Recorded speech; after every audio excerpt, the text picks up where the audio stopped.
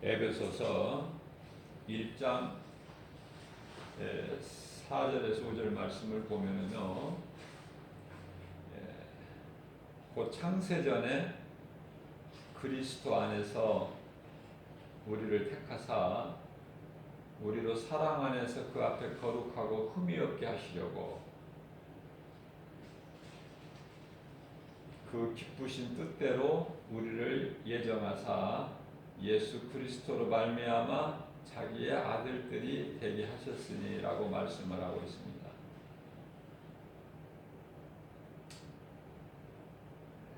아무리 복음을 외쳐도요 못 듣는 사람이 있어요.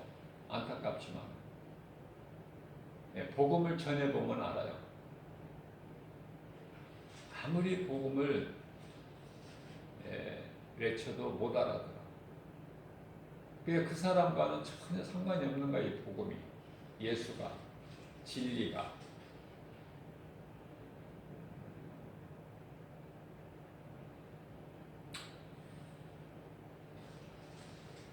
그래서 이 복음을 전하다 보면은 복음의 현장에서 절실하게 깨달아지는 것이 예정론이에요. 칼빈의 예정론. 아무나 예수를 믿는 것이 아니구나. 하나님께서 예정하신 자가 예수를 믿는 거구나. 그런 결론이 나와요.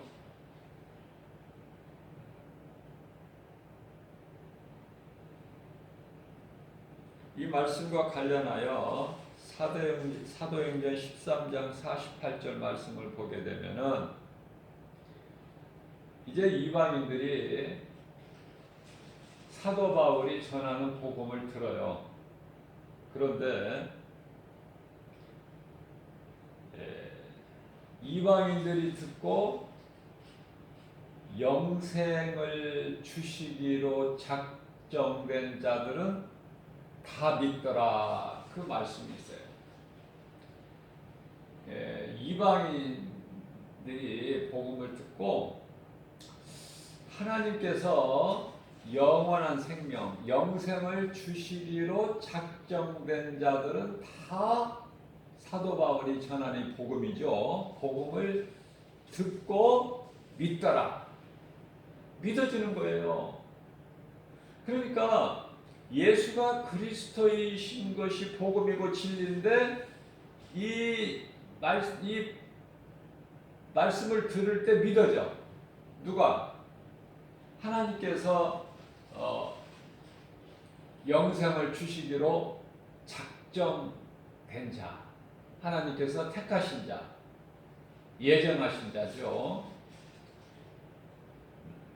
그래서 이 칼빈의 예정론은요, 정말 성경적이에요. 아니라고 부인할 수가 없어. 그래서 우리가 예수를 믿는 것은요, 내가 믿어지는 것이, 내가 믿을 수 있는 게 아니란 말이죠. 내가 믿는다면 내 행위가 돼버려요. 그러나 하나님의 은혜죠. 구원받은 것은 다른 것이 없어. 오직 하나님의 은혜.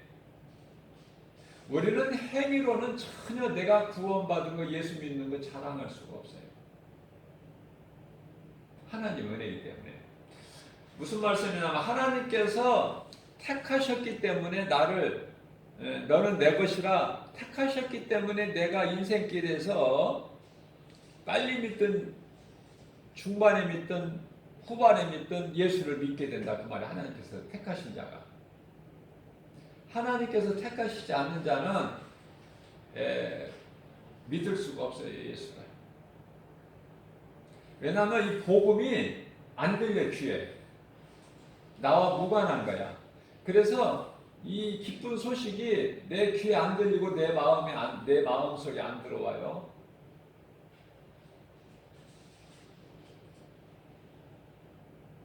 그러나 또 한 가지 중요한 것은 말씀을 통해서요, 고린도전서 7장 14절에서 16절 말씀을 보게 되면은요, 어떤 말씀이 기록되어 있느냐면은 남편과 아내를 비유로 말씀하신 거예요. 비유로 말씀하시면서 꼭 남편과 아내 거기만 국한되어 있는 것이 아니라 비유로 말씀하시는 건데요. 궁극적인 그 말씀의 의미는요, 하나님께서 예정하신 자가 아니라도 포기하지 말라는 거야. 포기.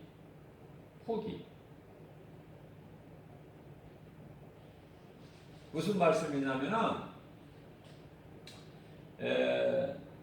하나님께서 나를 택하시지 아니하였다고 하더라도 내가 정말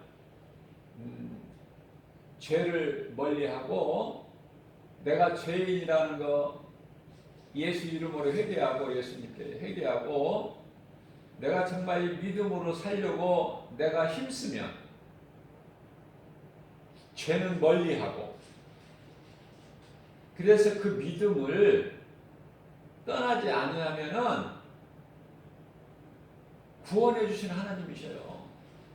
그래서 예를 들어서 남편으로 하여금 믿지 않는 아내가 구원받을 수 있고 아내로 인하여 믿지 않는 남편이 구원받을지 누가 알겠느냐? 하나님이 그렇게 말씀하신 거예요. 그러면 구원하시겠다는 거예요? 안 하시겠다는 거예요? 응?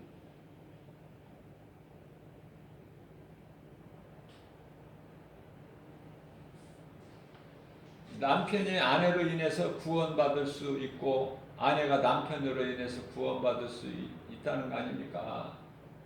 악을 멀리하고 회개하고 예수님께 내가 죄인입니다. 그렇게 회개하고 베드로가 성령 받기 전에 주는 그리스도시요 살아계신 하나님의 아들이라고 고백한 것처럼 예수님이 기뻐하시는 회개를 해요. 예수님, 나는 죄인입니다. 그러나 나 같은 죄인을 예수님이 나를 구원하셨습니다. 나는 이 복음을 믿습니다. 예수님은 다시 살아나셨습니다. 나를 깨끗하다 하신 이는 예수님이십니다. 나는 이제 하나님의 자녀입니다. 나는 주님 영광을 위해서 찬송하며 살겠습니다. 주님 기뻐하시는 일을 하고 주님이 하지 말라는 건 안 하고 악은 모양이라도 버려버리고 이제 이전에 행해했던 모든 악한 죄 행실들은 다 내게서 이제 다 떨쳐버리고 하나님 말씀 중심으로 내가 살기를 원하오니 나는 이제 하나님을 아버지라 부를 수 있는 자녀된 권세를 얻었고 이 모든 것이 다 내가 사는 것, 내가 나 된 것은 하나님 은혜요. 내가 사는 것은 하나님의 은혜라. 이 믿음 가지고 살겠습니다. 성령님 의지합니다. 도와주세요. 자, 이러한 신앙 고백을 하고 죄는 모양이라도 멀리하고 그 믿음에서 떠나지 않고 믿는 남편을 따라 남편이 믿음이 없으면은 남편이 안 믿는 사람이라면은 그렇게 신앙 고백을 하면서 죄는 멀리하고 믿는 아내를 따라 그러면은 구원 받으려니 누가 알겠느냐? 모른다는 거예요. 사람은 하나님만이 하신다는 게 하나님은 긍휼이 풍성하신 하나님이셔요. 어떻게든지 구원받게 믿음으로 구원받게 하셔서 하나님 자녀 삼으시려고 하지 어떻게든지 심판해서 그냥 지옥 불구덩이에다가 던져버리시는 그 하나님이 아니시라는 걸 우리가 깨달아야 돼요. 그렇기 때문에 설령 나를 예정하시지 않고 내가 예정한 자가 아니고 하나님께 나를 택하시지 아니하시다 하더라도 그래도 사랑과 긍휼이 풍성하신 그 하나님을 내가 믿고 따르고 죄, 악을 멀리하고 모양이라도 어떻게든지 말씀을 들으려고 하고 말씀대로 살려고 하고 선을 행하면서 우리 예수님을 예배하고 주님을 기쁨으로 감사로 찬송하고 그러한 삶을 통해서 내가 믿음에서 떠나지 않는다면은 하나님께서 구원해 주신다는 거 아닙니까? 이런 놀라운 사실을 발견해요. 말씀에서. 그래서 결국 포기하지 말라는 거야. 포기.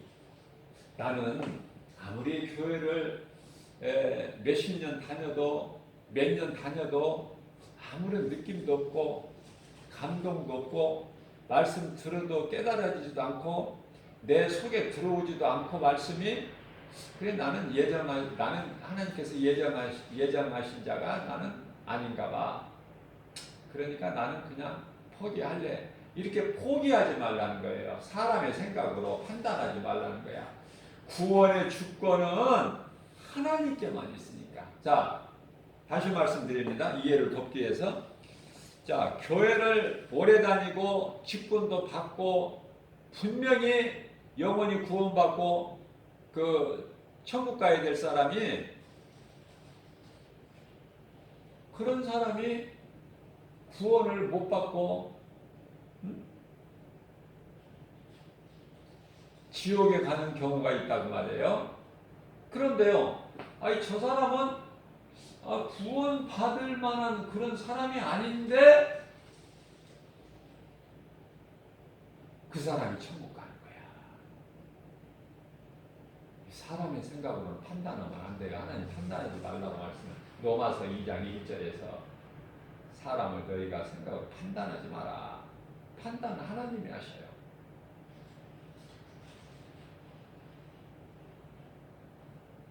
그렇기 때문에 모르는 거예요. 우리는 누가 구원을 받고 안 받고 이거 모르는 거야. 자, 구원을 못 받는 사람들은 지옥 불못에 던져질 사람들은 한 가지 분명한 게 있어요. 성령을 모독하는 거야. 마태복음 12장 31절에서 2절. 성령을 모독하는 자. 다시 말하면 복음을 외면하거나 거부하거나 이런 자들.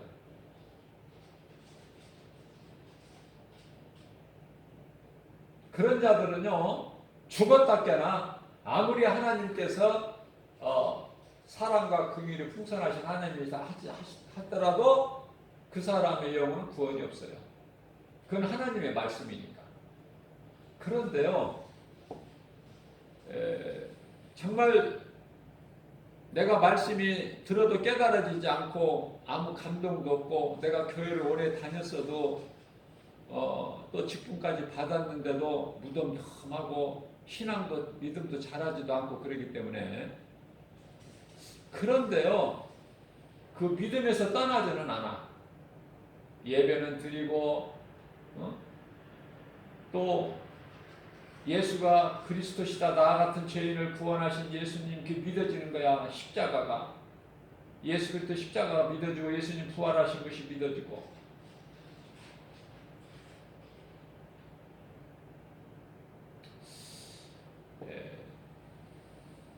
그래서 믿음은 없지만은 그 믿음이 복음의 능력이 부인하지는 않아. 어떻게 죽었는데 다시 살아날 수 있느냐? 아니면은 또 하나님이 어디에 있느냐? 어떻게 또 하나님이 인간으로 오시느냐? 또 인간으로 오셨다면 어떻게 하나님이 또 십자가에 죽느냐? 이러한 진리가 사실들이 안 믿어지는 사람은 그거는 구제불능이야.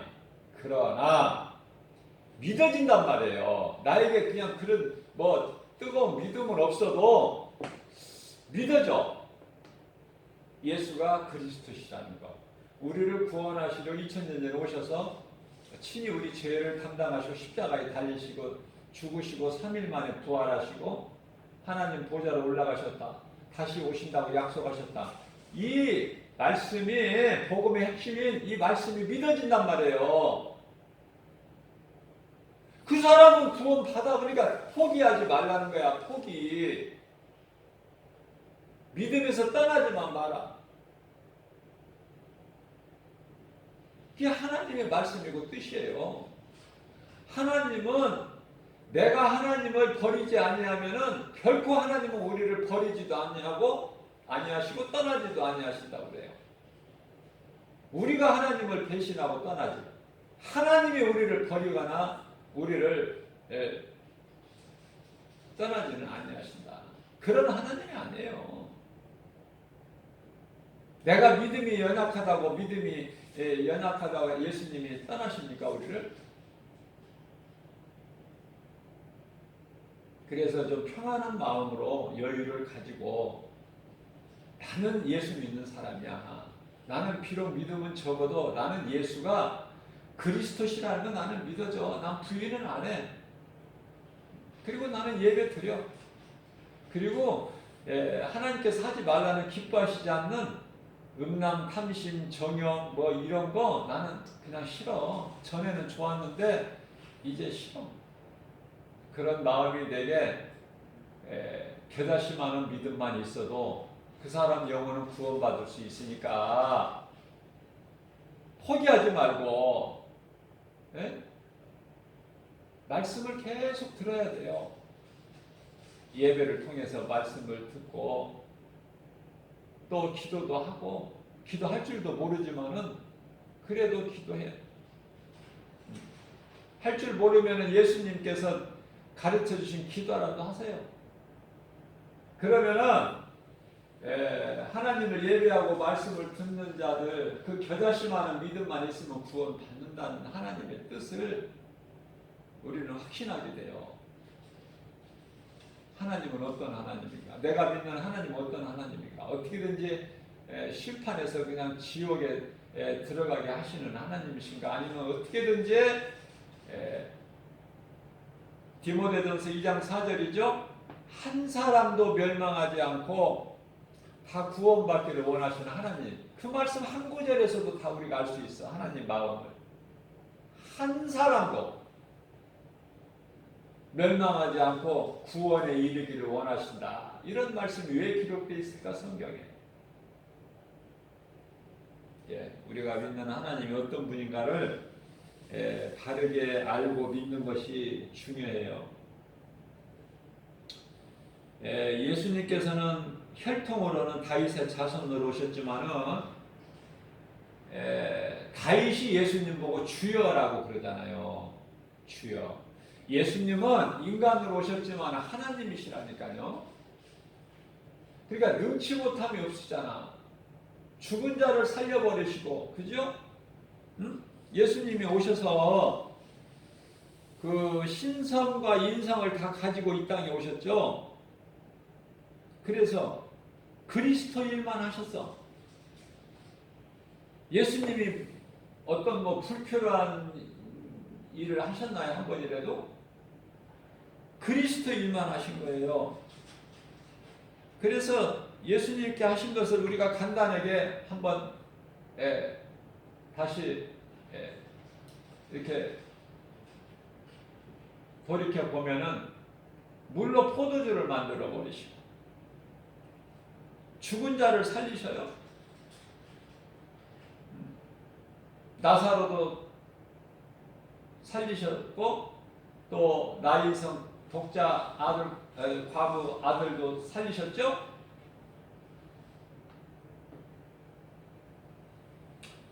38년이나 된 오래된 병자를 고치시고 날 때부터 소경된 자를 보게 하셨죠.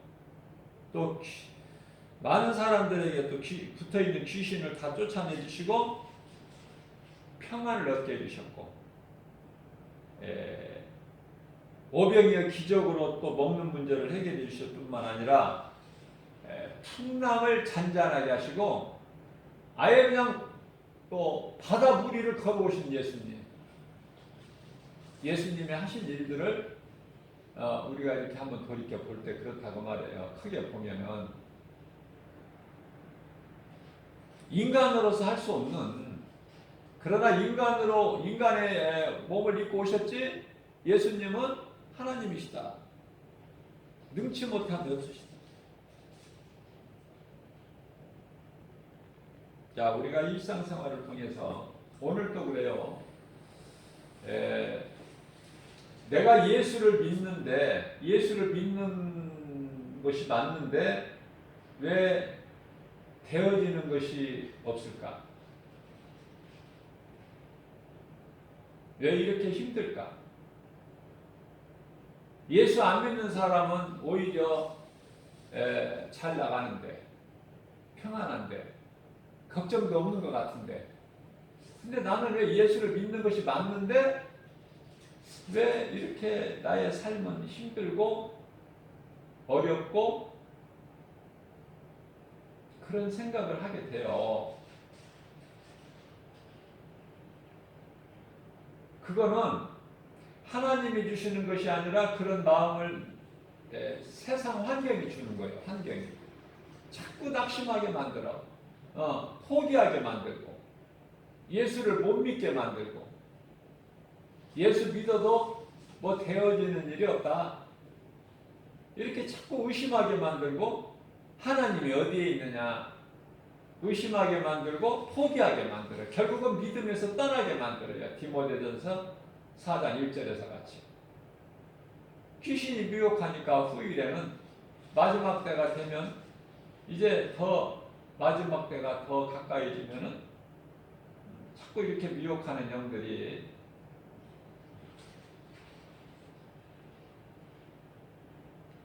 계속 미혹하니까 믿음이 약한 자들은 믿음에서 떠나게 된다니까요. 결국. 그래서 그걸 보고 실족한 영혼이라고 그러는데 정말 실족하면은요 구제불능이에요. 믿음에서 떠나잖아요. 그러면은 그 힘들어. 왜 힘드냐면은 하나님 말씀이 돌이켜서 다시 돌아오기가 어렵다고 말씀하셔요. 히브리서 6장 5절에서 6절 말씀이죠. 돌아오기가 힘들어. 정신 차려야 돼요. 한번 실족돼 버리면은 다시 회개하고 돌아오기가 힘들다. 그 사람이 돌아오려면은 그 예수님께서 다시 또 인간으로 오셔서 십자가에 또 달리셔야 되는데 그런 일은 없어.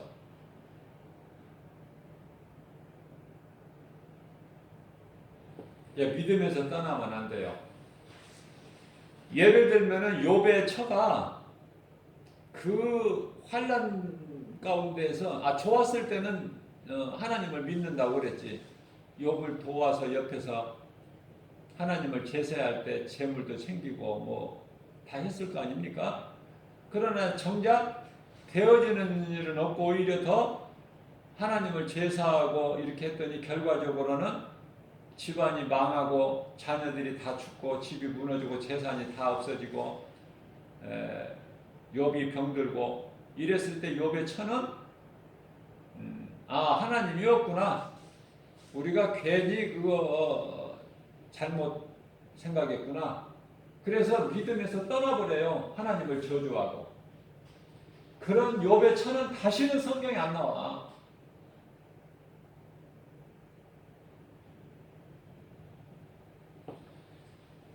자녀들도 하나님께서 다시 다 주시고 갑절의 복을 주셨는데요. 욥기서가 42장까지 있는데 갑절의 복을 욥에게 주셨지만은 욥의 처는 안 나와. 욥의 처가 회개하고 돌아왔더라 그런 말씀 없어. 그러니까 믿음에서 떠나서 그 실족하게 되면은요 참 그건 어려운 거예요. 돌아오기가. 우리 주변에서도 알 수 있듯이 믿음에서 믿었던 사람들이 교회 다니고 열심히 다니고 믿었던 사람들이 한번 시험 들어서 실족해버리게 되면 예수 믿기가 참 힘들다. 그런 것을 우리가 우리 주변에서 많이 볼 수가 있어요.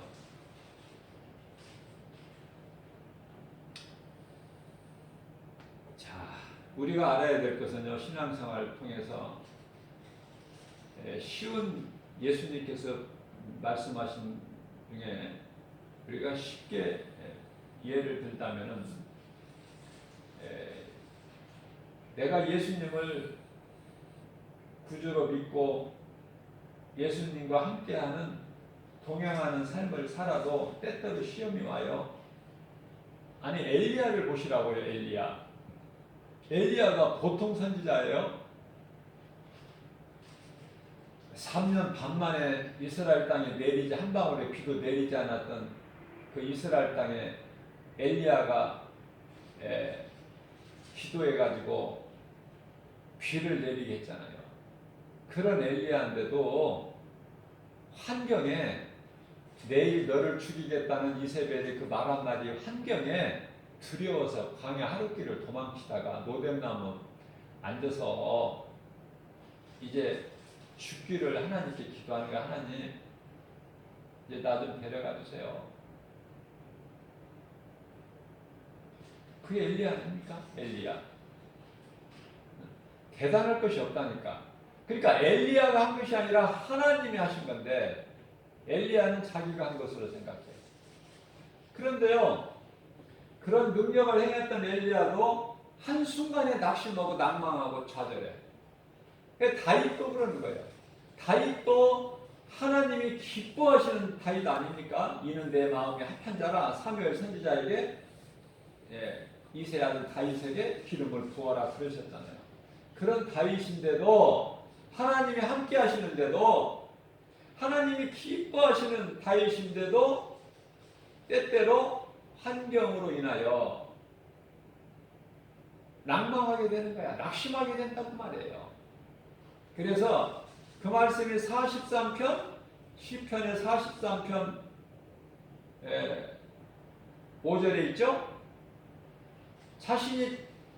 다윗이 자신에게 하는 거예요. 내 영혼아 어찌하여 낭망하느냐, 어찌하여 내 속에 불안해하느냐. 하나님을 바라보라. 하나님이 너를 돌보아 주시리니 너는 여전히 하나님을 지금까지 한 것처럼 여전히 너는 변함없이 하나님을 찬송하리로다.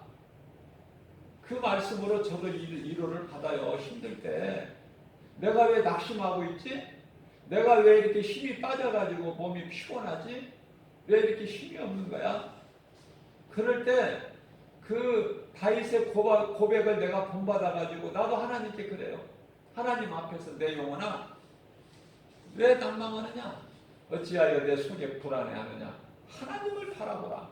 그가 너를 돌보시리니 너는 여전히 하나님을 찬송하는 남은 인생길이 되라. 여전히 하나님만을 찬송하라. 이 말씀을 묵상하고 나면은 힘을 얻게 된단 말이에요. 나는 하나님의 종, 우리 예수님의 제자로서 대단한 것 같지만은 때때로 마음이 낙심이 될 때, 힘이 빠질 때, 그때 이런 말씀을 붙잡고 위로를 받고 새 힘을 얻는다는 거 아닙니까? 사람이 문제 없는 사람이 어디가 있고 어려운 고난이 없는 사람이 누가 있습니까? 그죠?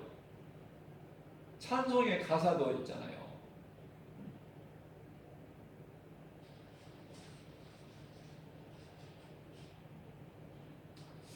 아무런 문제가 없는 사람은 아무도 없다. 아무도 없어요. 시험, 걱정, 모든 괴로움 없는 사람 누군가. 우리가 이 땅에 사는 동안에는 다 시험, 괴로움, 무거운 짐 다 있어요. 그러나 찬송을 부를 때 왜 내가 마음이 평안해져요? 찬송도 기도야. 찬송같이 좋은 기도가 없어요. 그래서 낙심하지 말라는 거예요. 여기서도 부질없이 낙심 말고 기도 드려 아뢰세. 예수님께 기도하라는 거 아닙니까? 우리가 교회 다니면서 신앙생활하면서 무수히 들어왔던 거잖아. 기도해라. 기도는 내가 호흡이야, 호흡. 숨 쉬는 것 같은. 그래서 한번 기도할 때 그냥 오래 기도하는 것도 물론 좋지만은 저는요 좀 무시로 하는 기도예요. 무시로. 그냥 때때로 길을 걸어가면서도 언제든지 어디에서든지 그냥 짧은 기도라도 무시로 하는 거예요. 무시로. 잠자리 일어날 때, 길을 걸어갈 때 예수님 생각하고, 내가 또 힘들 때는 말씀 묵상하고 또 찬송 부르고 하루 일과 마치고 예수님께 또 발 씻는 기도하고, 잠자리에 들 때 또 말씀 또 묵상하면서, 그 얼마나 좋은지 몰라요.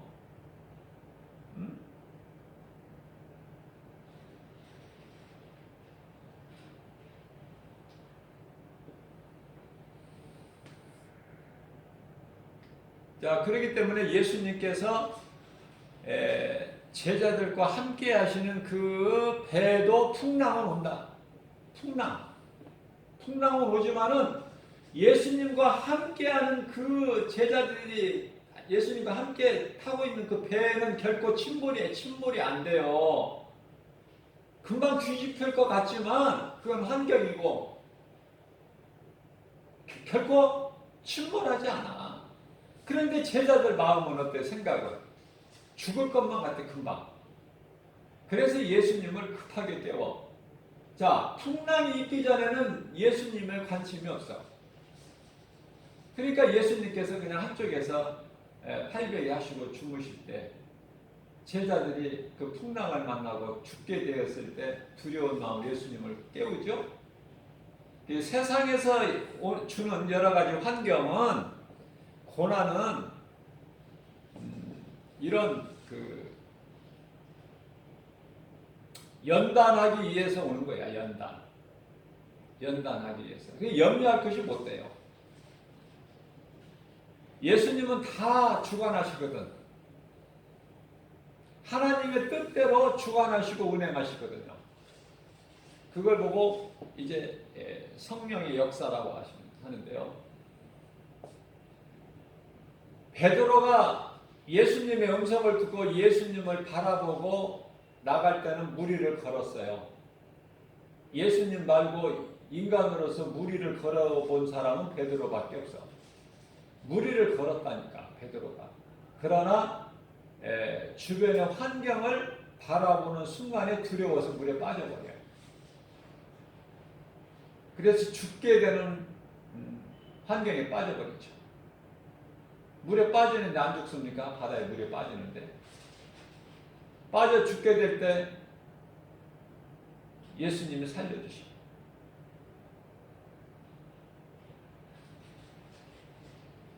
어찌하여 의심하느냐? 어찌하여 두려워하느냐? 이 믿음이 작은 자야. 예수님께서 나와 함께 하신다면은 내가 결코 예수님과 함께하는 배가 침몰되지 않고, 내가 예수님을 바라보고 나아가는 동안에는 내가 무리를 걸을지라도, 예수님이 걸으셨던 무리를 걸을지라도 예수님 바라보고 나가는 자는 결코 바다 물에 빠지지 않는다. 실족하지 않는다, 그 말이에요. 얼마나 든든합니까? 우리 예수님이 성령을 통해서 우리를 지키시고 보호하시고 생명길로 인도해 주시니 얼마나 든든해요. 그러니까 환경을 바라보지 말라는 거예요. 환경을 바라보게 되면은 사방이 나를 올가매는 거야. 세상이 사방으로 우리를 우겨싸일지라도 예수님이 나와 함께 하시고 내가 예수 그리스도 구속 안에 있으면 쌓여지지가 않아. 고린도후서 4장 7절에서 10절까지 말씀이죠.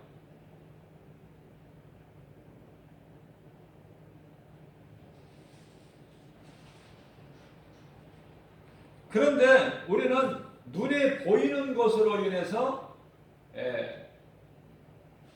염려하고 불안해하고 두려워하고 낙심하고 그렇게 되는 거예요. 우리가 예수 그리스도를 내가 모시고 살면은 우리가 이 보배를 예수 그리스도시죠? 고린도후서 4장 7절에 우리가 이 보배를 질그릇에 가졌으니 우리가 질그릇이잖아요. 하나님께서 흙으로 만드셨으니까 땅에 창세기서 2장 7절에 우리가 이 보배를 예수 그리스도를 보배를 질그릇에 가졌으니 크신 능력이 힘이 크신 능력이 하나님께 있고 우리에게 있지 아니함을 알게 하심이라 하시면서 8절 말씀을 보면은 세상이 우리를 사방으로 우겨싸요. 보쌈 막 우리를 막 싸버리려고 해요. 그러나 쌓이지 않아요. 답답한 일을 당하고 낙심하지 않고 사도 바울이 귀신 내쫓아냈다고 빌립보 감옥에 갇혔을 때 많은 매를 맞고 갇혔을 때 낙심합니까? 안 하죠. 답답한 일을 당하여 낙심하지 않고 예수를 믿는 것으로 핍박이나 어떤 박해를 받아도 어때요? 버림받지 않죠? 거꾸로 트림을 당하여도 망하지 않는다.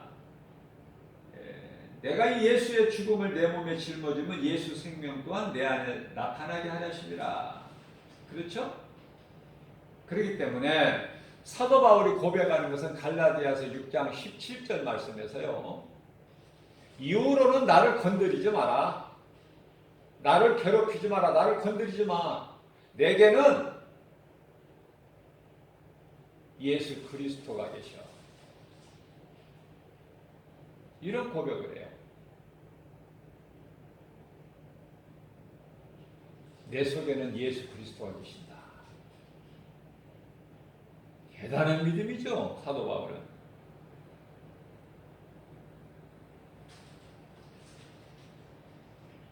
그런데 우리가 염려 안 하고 두려워 안 해야 될 거를 스스로 막 짐을 만들어 가지고 우리가 무거운 짐을 지고 염려하고 불안해하고 두려워하고 낙심하고 그게 성령님이 안 기뻐하시는 거야. 예수님은 성령을 우리 속에 들어와 계시는데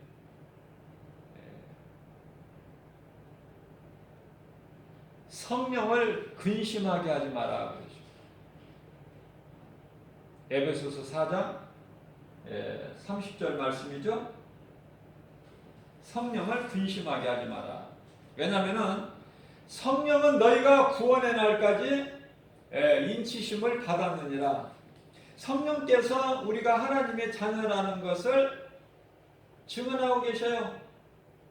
그렇기 때문에 에베소서 4장 30절 말씀을 보게 되면 하나님의 성령을 근심하게 하지 말라. 그 앞에서 너희가 구원의 날까지 하나님의 자녀인 것을 인치심을 받았느니라.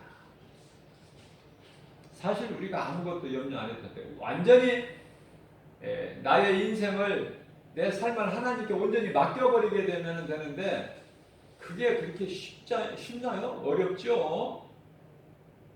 완전히 맡겨버리면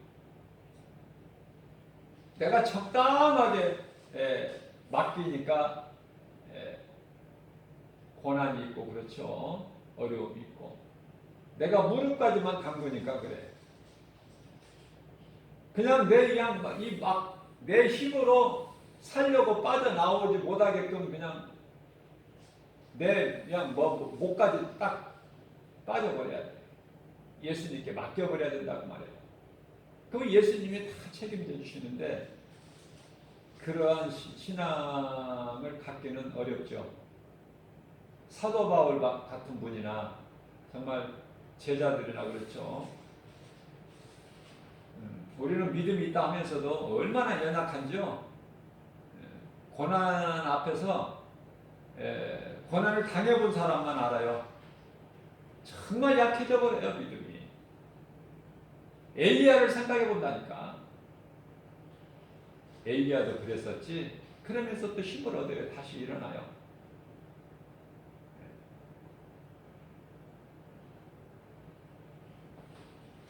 그래서 의인은 7번 넘어질지라도 다시 일어난다고 예수님께서 말씀하시죠. 7번 넘어질지라도 다시 일어난다. 누가? 의인이. 잠언서 24장이죠? 16절 말씀인가요? 의인은 7번 넘어질지라도 다시 일어난다는 거예요. 7번 넘어질지라도 다시 일어나려니와 포기하지 말라는 거예요. 우리는 죄와 허물 가운데 그 속에서 살고 있기 때문에 또 이 죄의 쓴뿌리가 있기 때문에 그래서 다윗은 우리에게 얼마나 위로가 됩니까? 다윗이 하나님께 그렇게 범죄할 그런 다윗이 아닌데 그렇게 죄의 쓴뿌리를 인해서 크게 하나님께 2번 범죄하잖아요. 그런데도 회개를 통해서 하나님께서 용서하시고 용서만 하실 뿐만 아니라 놀라운 복을 주시잖아요. 결국은 밧세바와의 그 우리아의 장수 아내 밧세바에서 난 아들이죠. 처음 아들을 일주일 만에 하나님이 죽이시고 다시 회개를 통해서 난 아들이 솔로몬인데 그 솔로몬으로 인하여 대를 이어가잖아요. 기생 나합이 예수님 계보에 오르고 복을 받고 이방 모압 여인 누시 복을 받고 예수님 계보에 오르고 이런 놀라운 일들이 그렇기 때문에 아무것도 염려할 것이 없어. 내 신분, 내가 뭐 약하고 뭐 신분이 비천하고 가진 것이 없고 뭘 가지고 무식하고 무엇으로 낙심합니까? 예수님 말씀만 붙잡으면은 하나도 염려할 거 없어. 빌립보서 4장 6절에서 7절입니다. 그러므로 너희는 아무것도 염려하지 말라. 모든 일에 기도와 간구. 너희 기도할 수 있는데 왜 염려하느냐? 기도하면 되는데 무엇이든지 요한복음 14장 14절에서 너희는 무엇이 내 이름으로 내게 기도하라. 그럼 내가 이루어주리니 내가 시행하리니 빌립보서 4장 6절에 7절. 그러면 너희는 아무것도 염려하지 말고 오직 모든 일에 기도와 간구로 너희 구할 것을 감사함으로 하나님께 아뢰라. 그리하면 모든 지각이 뛰어나신 하나님 평강이 그리스도 예수 안에서 너희 생각과 마음을 지켜 주시리니 이런 말씀을 붙잡고 나가면 아멘하고 나가면 힘을 얻잖아요. 그것이 하나님의 말씀이 능력이에요. 내가 기도를 잘해서가 아니라 내가 능력 있는 기도를 해서가 아니라 하나님의 말씀을 붙잡고 믿음으로 구했더니 그 하나님의 놀라우신 창조자 하나님의 능력이 나타나는 거예요. 믿는 자에게. 베드로 사도를 통해서 예수님께서 또 말씀하십니다. 베드로전서 4장 12절 3절이죠. 너희를 연단하시려고 오는 불시험을 이상한 일 당하는 것으로 이상히 여기지 말라 그러시는 거예요. 12절에서 오히려 그러한 시험 고난 하나님께서 너희를 더 좋게 해주시려고 믿음을 더 주시려고 연단하시는 것으로 온다 그 말이에요. 그런 것을 그 고난을 그것으로 기뻐하고 오히려 하나님께 영광을 돌려라. 오히려 하나님께서 영광 중에 나타나실 때 너희도 그 영광에 참여하게 하시리 아니라. 환난도 고난도 다 좋은 것이구나. 예수님이 나를 연단하시기 위해서 약한 나를 강하게 하시려고 나를 연단하시기 위해서 이런 고난도 있구나. 그러니까 다윗은 그 고난을 뛰어넘어버려. 고난은 내게 유익이라. 시편의 119편의 71절에 고난은 내가 고난 중에 있을 때 하나님 말씀은 내가 고난 중에 있을 때 나의 위로라. 시편의 119편의 50절. 시편의 34편 19절에서 의인은 고난이 많으나 그 고난 중에서 나를 건지신다는 거 아닙니까? 모든 문제 해결되신 예수님께서. 그러니까 이 다윗의 신앙을 우리는 본받아야 되고, 또한 마지막 때를 살면서 사도 바울의 신앙을 본받아야 돼요. 정말 너무 멋있잖아요.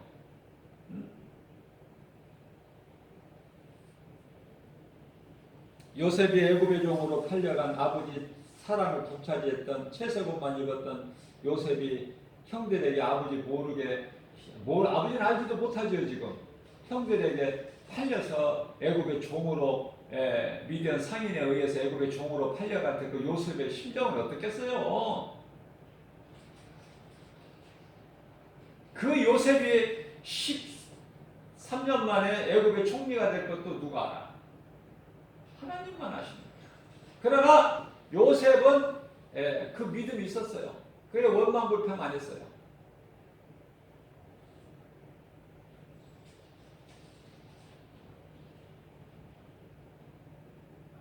하나님이 나와 함께 하시고, 내가 믿는 하나님은 살아계시다. 나와 함께 계시다. 자, 그러한 요셉은요, 요셉의 믿음이 어느 정도 있는가를 우리가 알 수 있는 것은 또 있어요. 창세기서 50장의 20절 말씀을 보게 되면은, 아버지가 이제 야곱이 나이 들어서 죽고 147세에 죽었죠. 죽고 나니까 이제 어떤 그 의지할 만한 지지대가 없어져 버린 거야. 아버지 그 그늘로 이제 형들이 지금 살았는데, 요셉을 죽이려고 애굽의 종으로 팔았던 형들이 목숨을 부지한 것은 아버지 야곱 때문에 그런 건데, 이제 아버지가 죽어버리니까 장사 끝나고 나서 형들의 심정은 이제는 우리는 죽었구나. 이제는 우리는 죽었구나. 이제 아버지가 없으니. 그동안 우리가 산 것은 아버지의 은혜로 아버지가 우리를 지켜줬기 때문에 살았는데, 이제는 요셉이 우리를 당장 죽일 거 아니냐. 그 형들의 생각인데요. 창세기서 50장 20절 말씀을 보면은, 당신들은 나를 헤아려 하였으나 걱정하지 마세요. 당신이 한 것이 아니라, 당신들이 하는 것이 아니라 하나님께서 나를 이곳에 먼저 보내셨다. 벌써 생각이 틀리다니까요. 그리고 원수 갚는 것이 너에게 있지 않는다. 원수 갚는 것은 나에게 있으니 나에게 맡겨라. 로마서 12장 19절 말씀. 그죠? 원수까지도 사랑하는 그 요셉의 신앙이 얼마나 아름답습니까?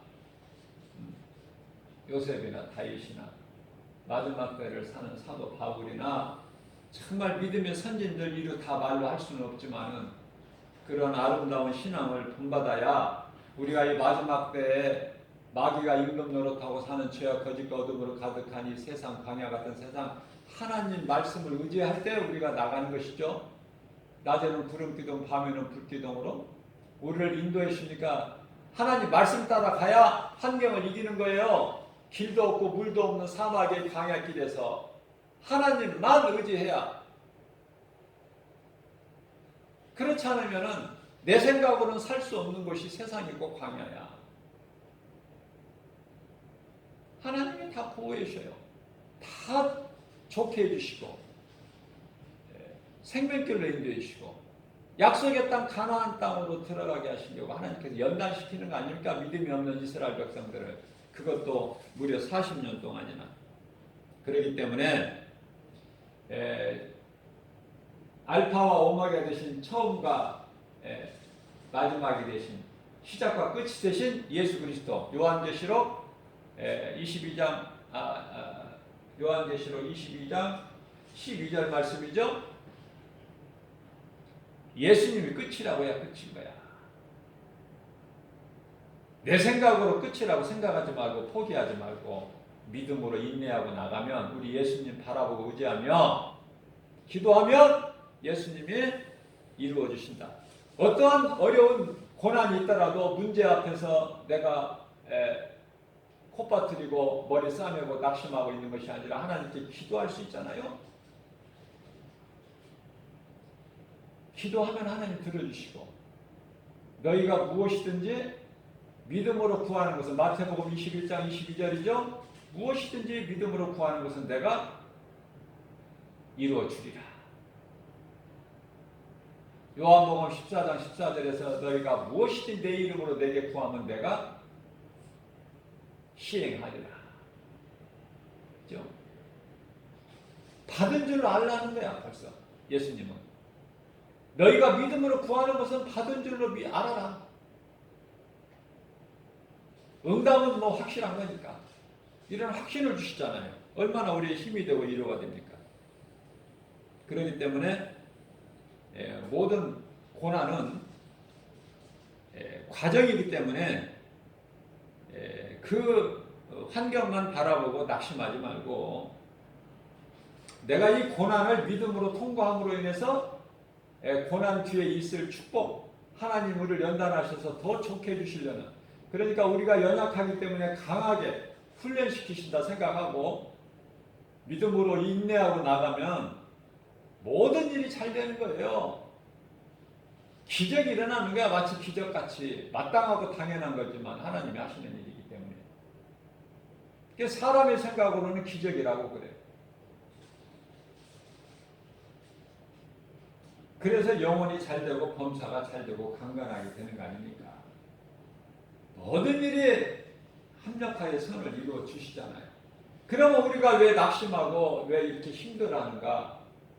그것은 우리가 좀 눈으로 볼 수 있고 손으로 만져볼 수 있고 귀로 들을 수 있고 사람의 마음으로 내가 좀 마음으로 생각할 수 있게 하나님이 나를 복을 주시면 좋으련만 고린도전서 2장 9절 말씀을 보게 되면 그렇게 복을 주시는 것이 아니라 우리가 알 수 있게 주시는 것이 아니라 성령을 통해서 주시나니 왜 그래요? 성령은 하나님 깊은 것까지 통달하시는 하나님이 여기시기 때문에 성령을 통해서 주시는 것이 다 좋은 거야 우리에게. 그래서 감사함으로 받아 누리는 거예요. 우리는 디모데전서 4장 4절 말씀입니다. 하나님이 주신 모든 것 다 감사함으로 받아 누려라. 좋은 것만 주시기 때문에 오늘 금요 영성 시간을 통해서 우리에게 주신 이 말씀으로 정말 믿음이 연약한 우리에게 이러한 말씀에 우리 속에 하나님 말씀의 능력이 임해서 좀 더 약한 내가 좀 강해지고 하나님의 말씀의 능력으로 하나님을 기쁘시게 좀 해드리고 하나님을 사랑하는 자들에게 주시는 복을 우리가 좀 받아 누리면서 부유하게 풍성하게